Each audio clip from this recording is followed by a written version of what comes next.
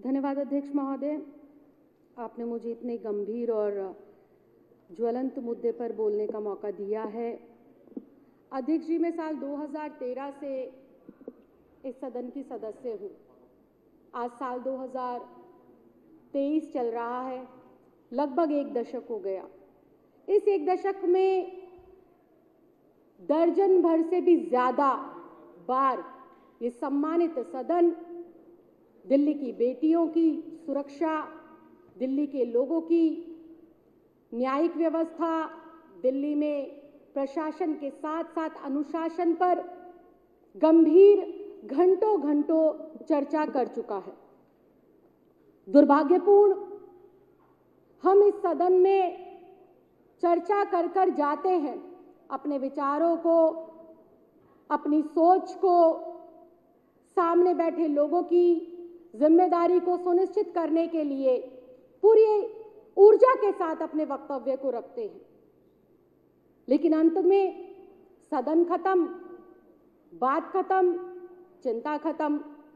चिंता तब तक खत्म हो जाती है जब तक कोई गंभीर, जघन्य, आत्मा को झंझोड़ने वाला एक और कांड देश की इस राष्ट्रीय राजधानी दिल्ली में घटित ना हो। आज कुछ भी कहने का मन नहीं है अध्यक्ष जी।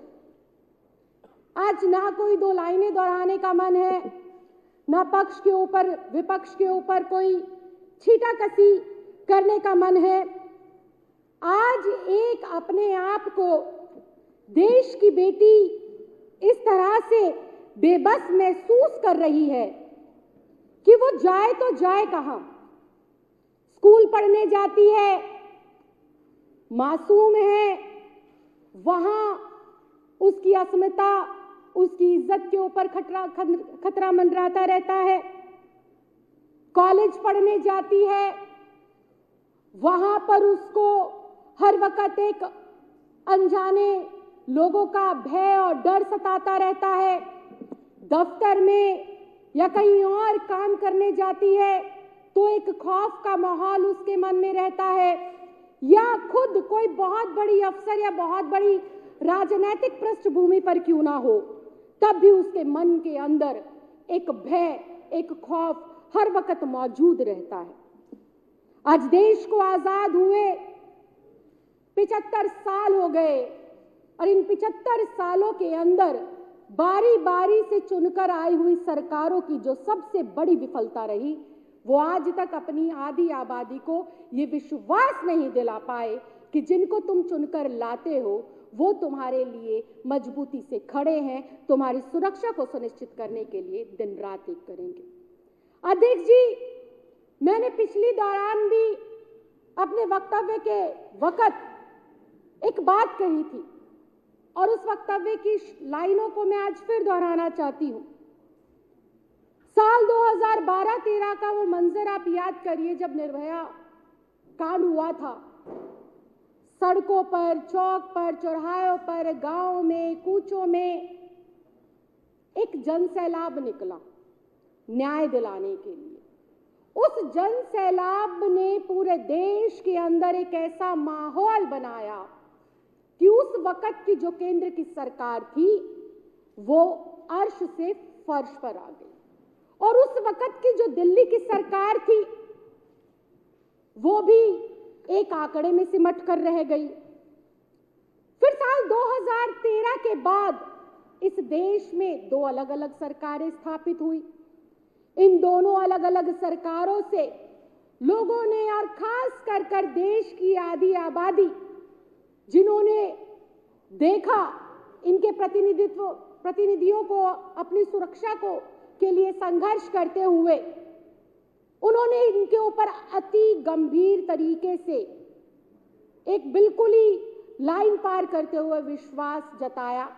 अरविंद केजरीवाल जी को प्रचंड बहुमत 67 सीटों के साथ, और प्रधानमंत्री मोदी जी की सरकार में भी अप्रत्याशित प्रचंड बहुमत के साथ उनकी सरकार को बनाने का काम इस देश की जनता ने किया। आज हम फिर उस मुहाने पर खड़े हैं जहां पर आज देश की जनता को फिर सोचना होगा कि एक छोटे से राज्य दिल्ली के अंदर जिस साधारण सी सामान्य से लोगों की पार्टी को आपने चुना, उस सामान्य वर्ग से आने वाले बेटे बेटियों ने, दिल्ली के बेटे ने अपनी बहनों के लिए, अपनी माताओं के लिए, दिल्ली की आधी आबादी के लिए पिछले 8-9 सालों में पूरी लगन, पूरी आत्मीयता के साथ उनकी सुरक्षा व्यवस्था का प्रबंध किया। चूंकि दिल्ली देश की राष्ट्रीय राजधानी है, यहाँ की सुरक्षा व्यवस्था प्रत्यक्ष तौर पर यहाँ की चुनी हुई सरकार के अंतर्गत नहीं आती। हम देखते हैं दिल्ली के अंदर ऐसे जघन्य अपराध होते हैं जो आपको झंझोड़ कर रख देता है। चाहे आपके समक्ष आपकी छोटी सी गुड़िया खेलती हो, घर में बीवी आपका रसोई में खाना बनाती हो, माँ आपकी मंदिर में पूजा करती हो, 1 मिनट पर में जब तीनों के ऊपर से नजर गुजरती है तो रोंगटे खड़े हो जाते हैं। आज दिल्ली के लोगों की ये हालत हो गई है। दिल्ली की हम सुरक्षा की लगातार बात कर रहे हैं। मेरे साथी विधायकों ने जिस प्रकार से अपनी पीड़ा को रखा, विगत घटी रात की घटना को बताया, ये पहली बार नहीं घटी। और जिन लोगों को हम अपना काम याद दिलाने की बात कर रहे हैं, जिन लोगों की जिम्मेदारी को सुनिश्चित करने की बात कर रहे हैं, क्या कभी हमने उनकी हिस्ट्री देखी? क्या कभी हमने उनकी कार्यशैली और उनका व्यक्तिगत व्यवहार देखा?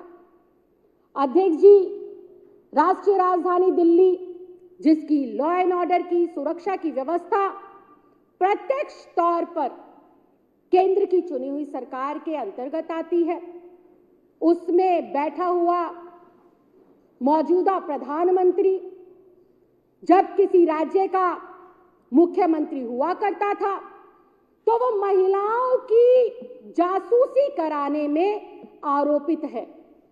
ये कोई हवा में आरोप नहीं है, ये कोई मनगढ़ंत कहानी नहीं है।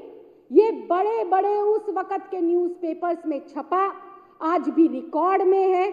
और जिस महिला की वो जासूसी कराते थे वो कोई सामान्य महिला नहीं थी, एक बहुत बड़े ओहदे की उन्हीं की सरकार में अधिकारी थी, जिसकी मौजूदा प्रधानमंत्री जी जासूसी कराते थे। प्लीज कंक्लूड करिए राखी जी, कंक्लूड करिए। सर 2 मिनट लूंगी, अगर आप टोकेंगे तो ये 4 मिनट बन जाएंगे, 2 मिनट दे दीजिए।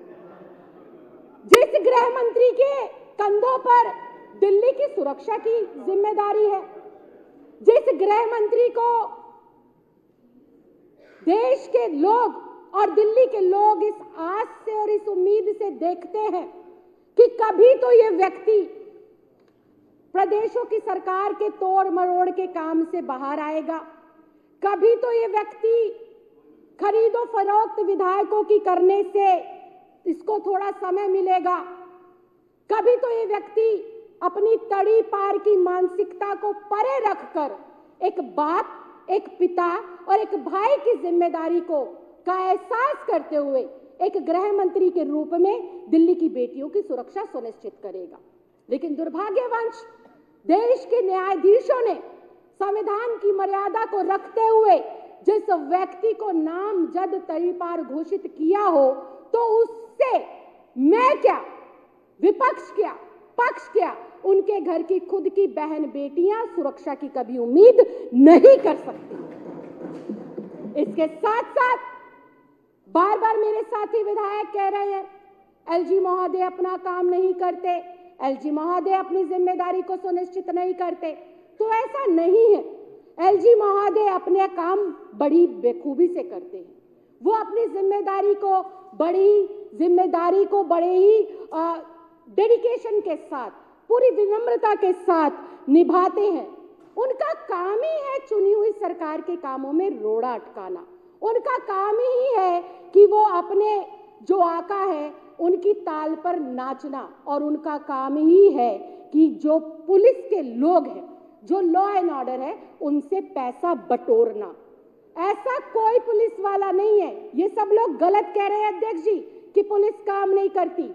दिल्ली पुलिस खूब काम करती है। आप सबकी विधानसभा में गैर कानूनी तौर पर जो सट्टे के काम चलते हैं वो दिल्ली पुलिस की रहनुमाई के दर पर ही चलते हैं। जितने भी जो है गैर कानूनी दिल्ली के अंदर धंधे होते हैं वो दिल्ली पुलिस के जो है आशीर्वाद से ही फलते और फूलते हैं।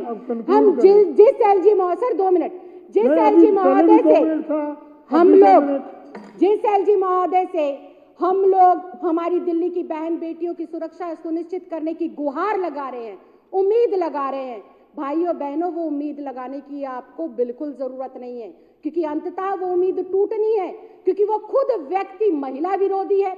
महिलाओं को डराना, महिलाओं को धमकाना, महिलाओं के ऊपर हमला कराना। और कैसी महिला तो महिला है, चाहे वो सामान्य हो या हाई प्रोफाइल हो, चाहे प्रधानमंत्री हो या एक झुग्गी में रहने वाली महिला हो। देश के लिए लाखों आंदोलनों में लिप्त एक समाज सेवी, एक आंदोलनकारी महिला पर किस प्रकार से लाठी बरसाई, विनय सक्सेना के कहने पर बरसाई गई, उनके गुंडों के द्वारा बरसाई गई। तो मैं आज ये कहना चाहती हूं आपके माध्यम से सदन को भी, और आपसे एक प्रार्थना करना चाहती हूं, सदन में आप एक ऐसी कमेटी बनाएं, आप अपनी अध्यक्षता में ही वही कमेटी बनाएं जो पुलिस कमिश्नर को, जिम्मेदार अधिकारियों को इस सम्मानित सदन में तलब करें और बेटियों की सुरक्षा व्यवस्था के लिए कड़े से कदम उठाए, क्योंकि जो केंद्र में चुनी हुई सरकार है वो खुद महिला विरोधी मानसिकता और उन अपराधों में लिप्त है। जो एलजी महोदय बैठे हैं वो खुद इस विरोधी मानसिकता का प्रदर्शन करते हैं और इन अपराधों में लिप्त रहते हैं। मैं उम्मीद करूंगी कि मेरे इस प्रस्ताव का सदन जो है समर्थन भी करेगा और इस सदन में एक ऐसी कमेटी बनेगी जो ज्यादा नहीं तो कुछ कदम तो हमारी बेटियों की सुरक्षा को सुनिश्चित करने हेतु उठा ही सकती है। आपने मुझे बोलने का मौका दिया, मेरी बातों को सुना, इसके लिए मैं आपका बहुत बहुत आभार प्रकट करती हूँ। धन्यवाद। जय हिंद, जय भारत।